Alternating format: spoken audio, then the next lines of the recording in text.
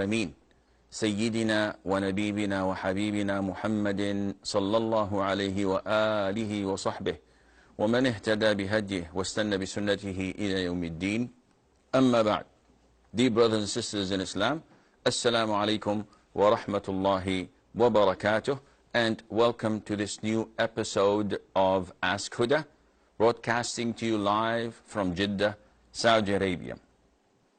Brother Rashid says, one of the knowledgeable shuyukh here in the United Kingdom has deemed the university student loan scheme an investment transaction rather than a standard riba-based transaction because it has several conditions attached to it, such as you only pay back the money once you earn a certain amount, and the debt is written off after 30 years when you die.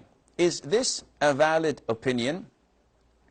The issue of student loans is quite common in the West, and it is called student loans.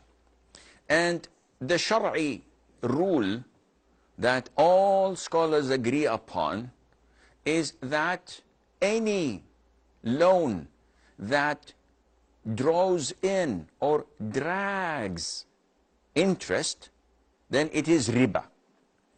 So if there is a loan and you gain something out of that, then this is a riba. Now, camouflaging it or diverting it from its true nature by claiming it is an investment, this is not true. You know it and I know it.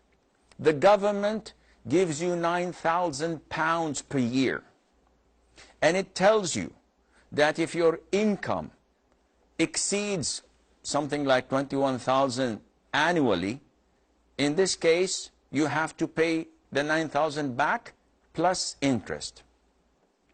If it doesn't, that is your income, exceed it, then we'll wait until it goes beyond that.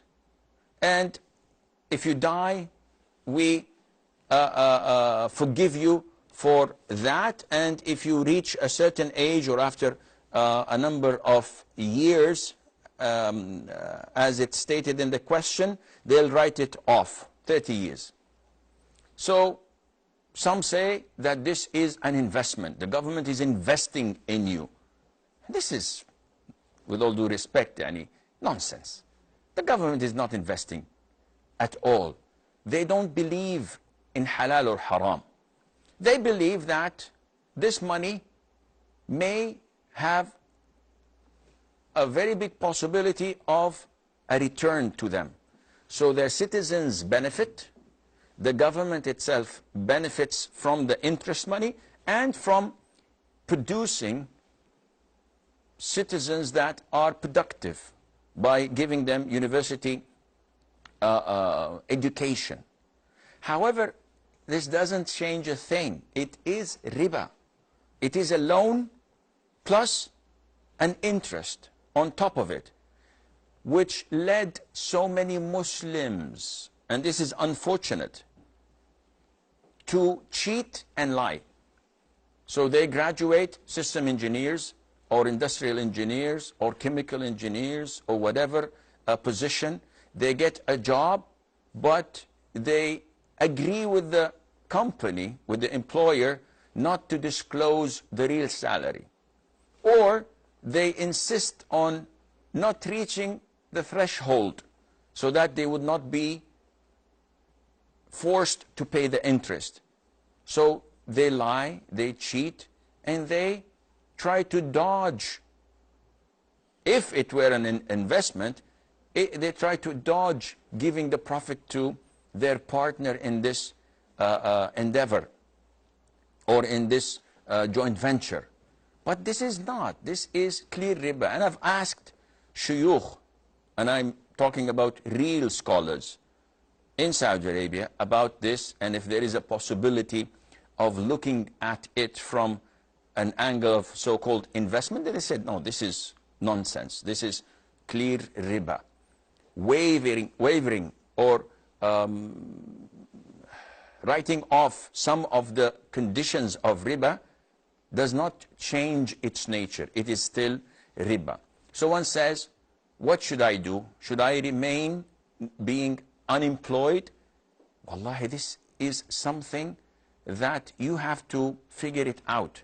Whether you have to study on a line, which is cheaper, and you have to put more effort into it. Whether you work and gain some money and then study. Whether you borrow from your relatives, from people you know, to give them later on. This is up to you. But you cannot come and camouflage such a transaction, which is riba-based, and claim that it is an investment when it is not. May Allah Azza wa Jal guide all of us to the straight path. And I always ask the brothers and sisters, don't listen to me. Don't listen to Tom, Dick, or Harry. Go back to the grand scholars. Go back to the real scholars who can give you a sound fatwa which you meet Allah Azza wa Jal with. Now, the biggest problem is when Tom, Dick, or Harry would tell you that these grand muftis or these great scholars in Saudi Arabia or elsewhere, they don't know what's happening in the UK. So their fatwa is not implementable. And this is a great and serious issue which raises question marks on such an individual who says this and the reliability of whatever he gives fatwas on. Muhammad from Saudi Arabia.